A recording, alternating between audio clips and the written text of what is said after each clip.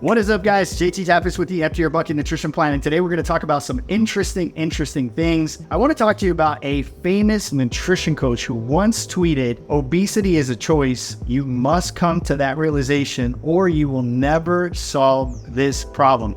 Wow, this was a bombshell when he said it, because thousands of people follow this particular coach and everyone just launched at him because they felt like he was being insensitive, he was fat shaming people. And in this particular video titled Diet Masterclass Part 1, we're going to explore the reasons why so many people yo-yo diet all of their lives. The coach that made that tweet got so much heat because of this tweet, but what he was speaking about was the idea of extreme responsibility, which I have talked about here before. I agree with this tweet. As harsh as it sounds, I agree with it. We must come to the realization that we are responsible for most of the situations that unfold in our lives. 95% of people lose weight and gain it right back a couple of years later, not because the diet they're on failed them, but instead because they allowed people, places, or things to influence their behaviors. Behavior shifts identity, and so if you're hanging out with the wrong people that don't have the greatest habits, guess what? You're going to gain that weight right back. And here's the fundamental truth that people need to understand about being overweight in most cases. Beyond metabolic issues, a slow metabolism, hormone issues, there's an underlying challenge. And that's that people who are unfulfilled are oftentimes the people that are going more towards food as a crutch. Food becomes that innocent drug, that coping mechanism that allows them to get through life's hardest times. Here's a story that was so impactful to me. In a study in a lab, they took some rats and they actually put cocaine in the rats' water, and the rats continued to consume the water until they dropped dead. What was interesting was that then they added a second dynamic to this experiment. They brought other rats in that weren't consuming the drugs, and they gave them other things to do, and they threw toys at them, and they were entertained. While these rats were actually having a good time, entertained and busy, they weren't consuming the cocaine water. Where am I going with this? Oftentimes, what happens is we are overworked or we are burnt out by the different situations of life, and there's unhappiness, there's unfulfillment, and people are going towards crutches to be able to fill those voids. And that was perfectly what that study with the rats proved, that when we are excited about life, when we are motivated, when we are fulfilled, when we have peace in our lives, we have a tendency to kind of put those crutches aside. It is only when we are unfulfilled and trying to fill that void that we tend to reach for the drugs, the cigarettes, the food, and things of that nature.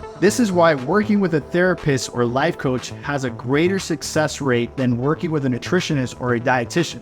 We have to come to an understanding that what has led to the metabolic issues, the slow metabolism, or even the hormone issues is not a predisposition, but instead a byproduct of our thoughts, our emotions, and our actions. These are the same emotions that lead people to drugs, alcohol, cigarettes, promiscuity, or excess food. What all these substances have in common is that they provided instant state change. If you're not happy with a particular situation, what your brain is rushing to do is look for something that will jolt it out of its catabolic emotions, and so food becomes that crutch that is not as harmful in the short term if not overused.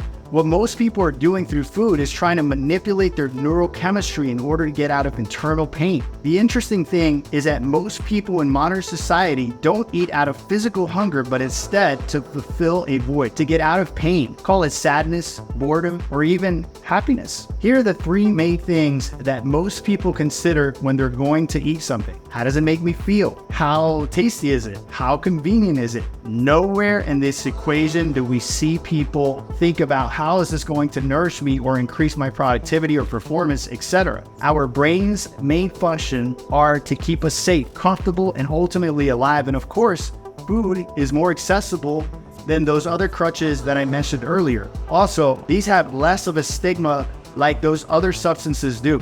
One of the interesting things that I believe is that when we can actually put ourselves through abstinence for 6 to 8 weeks from any of these crutches, and we do that really well, something interesting happens. Our brain's reward pathways are reset. Let me explain that.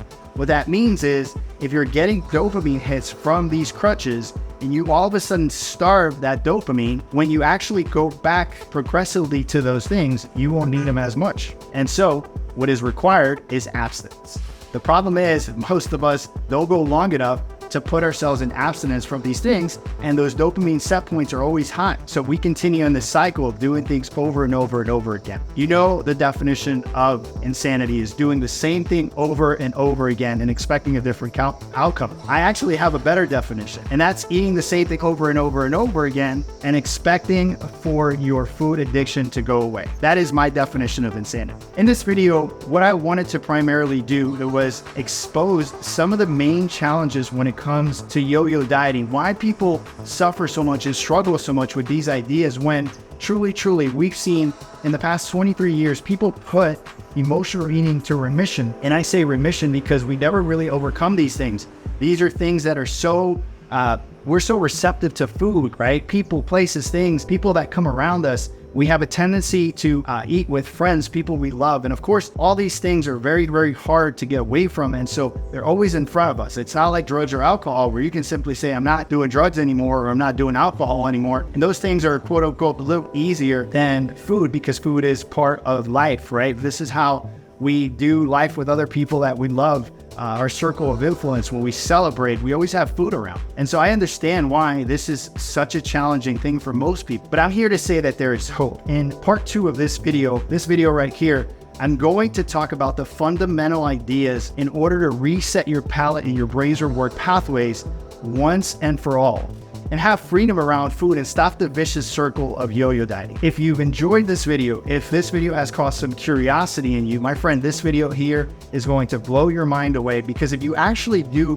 what this video says, I promise you that if you adhere to these principles long enough, you will put all of these things aside. Don't miss this video. If we're not family yet, subscribe to this channel, hit the like button, and remember not to miss part 2 of this video where I'm going to be speaking about the fundamental things that need to happen in order for this to become a lifestyle and for you to quench yo-yo dieting once and for all. My name is JT Tapias with the MD, your Bucket Nutrition Plan.